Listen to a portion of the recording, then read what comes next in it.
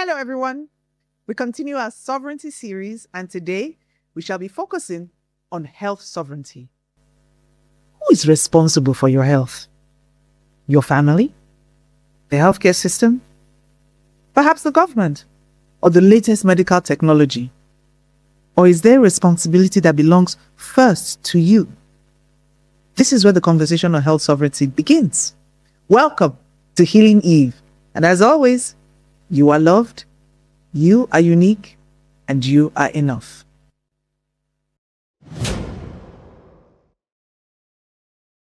One of the greatest misconceptions today is that health and medicine are the same thing. They are not. Health is cultivated every day. Medicine responds when something has gone wrong. Medicine diagnoses illness.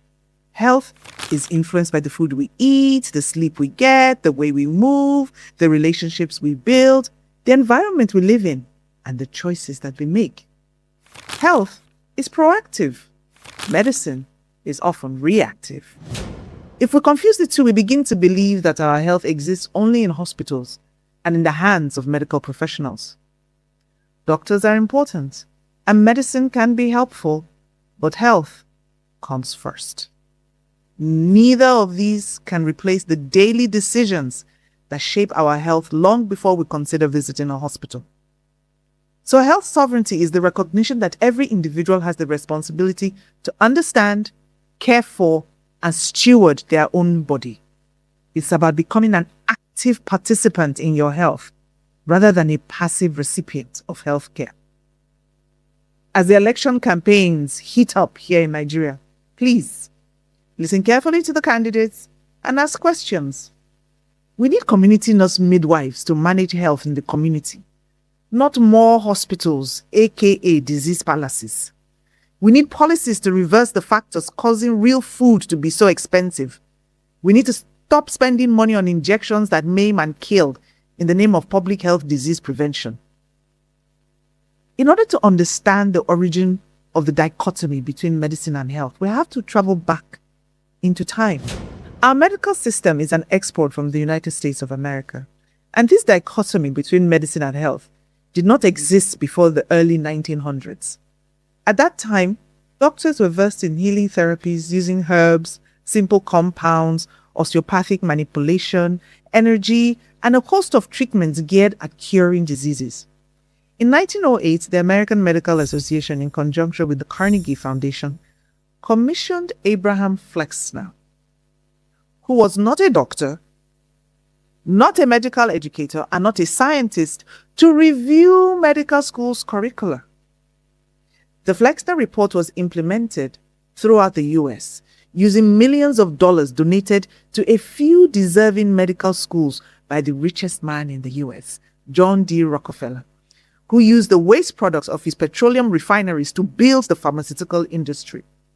The Flexner Report led to centralized medical education, setting of standards that closed more than half of medical schools, and laid the foundation for drug-based management of symptoms rather than curing illnesses. Now, with this historical background, you understand what health sovereignty is, Abi?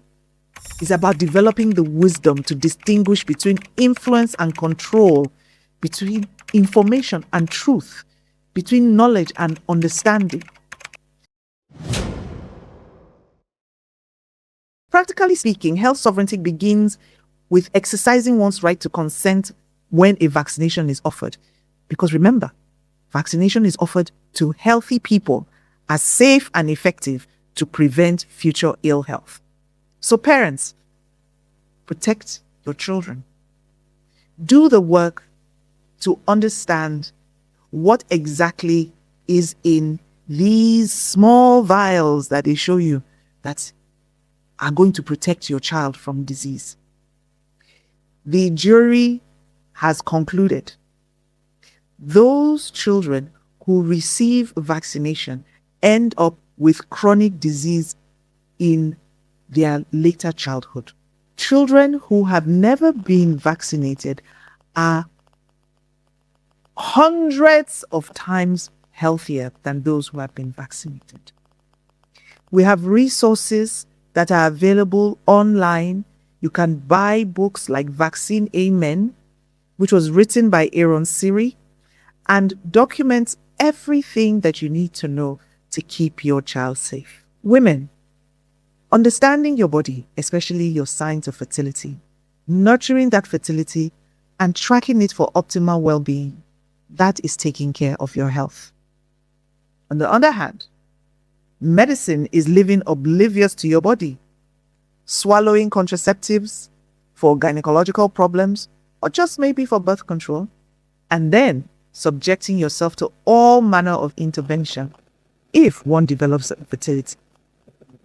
I would like to take a moment to discuss how fertility is the equivalent of a vital sign.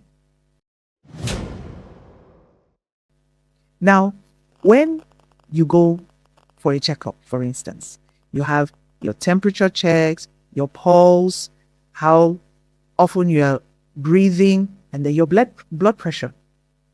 As a woman, your menstrual cycle happening regularly within a normal set of days, the blood flow, and your ovulating on a regular basis as indicated by a normal mucus cycle is a key part of your being healthy.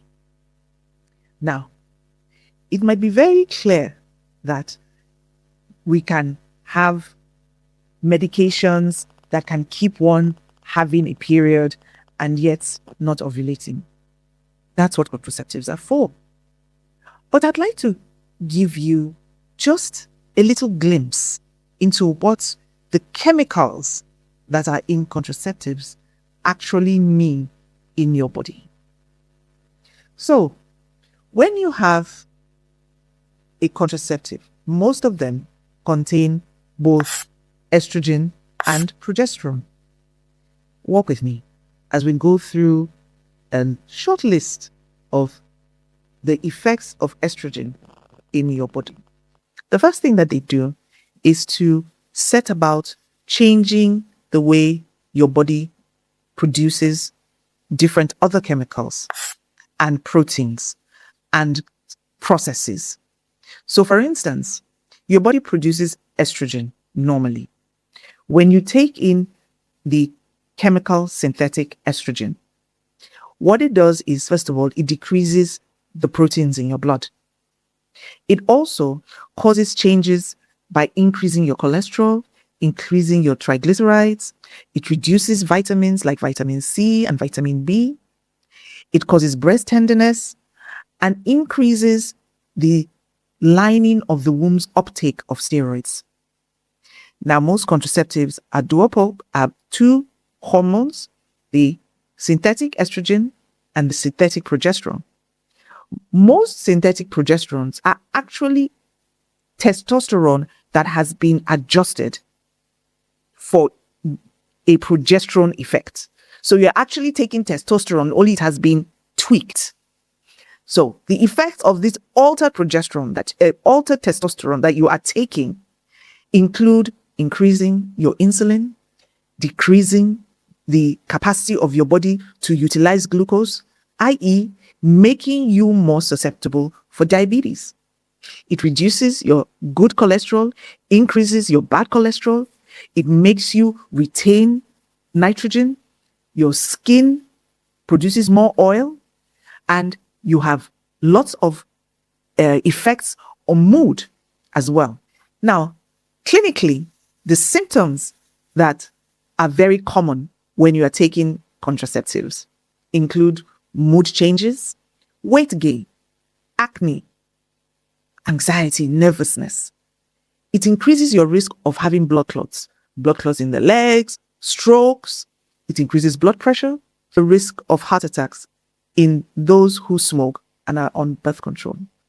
It delays the time to conception. It lowers the return of fertility. It increases diagnosis for breast cancer and also invasive cervical cancer. All these are known side effects common used as a result of the use of contraceptive medications. Now,